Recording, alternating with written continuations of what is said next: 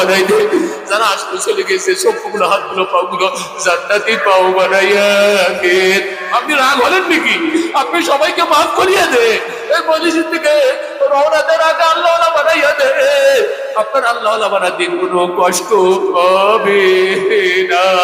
খালি বলেন তোমরা আল্লাহ হয়ে যাও, সবাই আল্লাহ হয়ে বাসায় ফিরে যাবে। আল্লাহ এই লোকগুলোর ফ্যামিলি সহকারে সকলকে জান্নাতের অধিবাসী বানায় দেন। আল্লাহ আল্লাহ আল্লাহ আল্লাহর ভিতরে বসে যা গুনগুন করে আল্লাহ আল্লাহ বলা, চোখের পানি টপ টপ করে পড়ার তৌফিক আমাদের সকলকে দান করে দেন।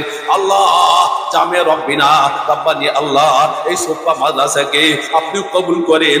আল্লাহ আল্লাহ তৈরি করে দেন, কুতুব তৈরি করে দেন, আবদাল তৈরি করে দেন। এই মাদ্রাসায় যারা সাহায্য করে কিয়ামতের ময়দানে নবী রাসূলদের সাথে হাসর করিয়ে দেন।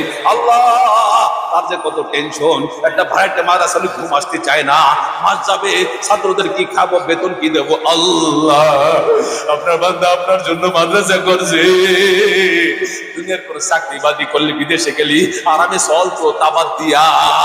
আল্লাহ মাথার কম পায়ে ফেলাই মাদ্রাসার জন্য মানুষে ঘুমাই থাকে উঠে কাঁদবে। আল্লাহ মাদ্রাসা কিভাবে চলবে? আল্লাহ এই মাদ্রাসাকে আপনি কবুল করেন, যা জরুরত গায়েবের খাজনা থেকে পূরণ করে দেন। এলেম কম থাকলে এলেম দেন, আমল কম থাকলে আমল দেন, হিকমত কম থাকলে হিকমত দেন, হেলেম কম থাকলে হেলেম দেন, আকল কম থাকলে আকল দেন। সকলকে আল্লাহ আল্লাহ তালবে আলিম বানায় দেন। ওস্তাদ যারা আছে আল্লাহ আল্লাহ বানায় দেন, তাদের জরুরত গুলো পূরণ করে দেন। 10-12 হাজার 20,000 টাকা বেতন, একবার বাজারে গেলি ভালো মাছ কিনলে একসাথে 10,000 টাকা শেষ, আর 28 দিন কিভাবে চলবে? আল্লাহ তারা সব কুরবানি দিয়া ভাইদেরকে ধরে ধরে আপনার কাছে দিয়ে দিতে চায়। ও বাজান তোমরা বোঝো না, মুরব্বীরা এলাকার লোক বাজান অনেকে বোঝে না, আলেমদেরকে গালাগালি করে, আলেমদেরকে মারপিট করতে চায়। তো আলেমরা চিন্তা করে এই না তো নাবালক শিশু নাই, নাবালক শিশু নদীর পাড়ে খেলতেছে, একটু পর পাও সরে যাবে, নদীর মধ্যে পড়ে মারা যাবে। এক মুরব্বী তারে ঘরে আনিয়া ধরিয়া তার মার কোলে পৌঁছে দিতে চায়। ওই মুরব্বীকে নাবালক শিশু না বুঝে কামড়ায় লাথি মারে। মুরব্বী বলে কামড়া আর লাথি মারো, বাচ্চা তোমাকে ছাড়িয়ে যাবো না। তুমি যখন উদাসীন হয়ে যাবা তখন চট করে এই নদীর মধ্যে পড়বা, তোমার জীবন শেষ হয়ে যাইবে। ওলামায়ে কেরাম সাধারণ লোকের পিছনে বসতেছে, জাহান্নামের গর্তের কাছে গুনাহ করে করে তারা হাঁটতেছে।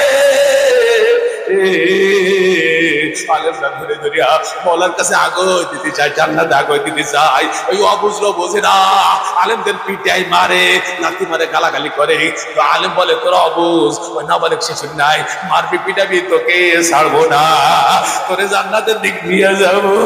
আমার বাসায় না খাওয়া এই অবস্থায় আমি ওই কামার দিক যাবো না, তোকে জান্নাতের দিক নিয়ে যাবো। আল্লাহ ওলামায়ে কেরামের জরুরতগুলো আপনি পূরণ করে দেন। আল্লাহ এই তিনি বানাবো হচ্ছে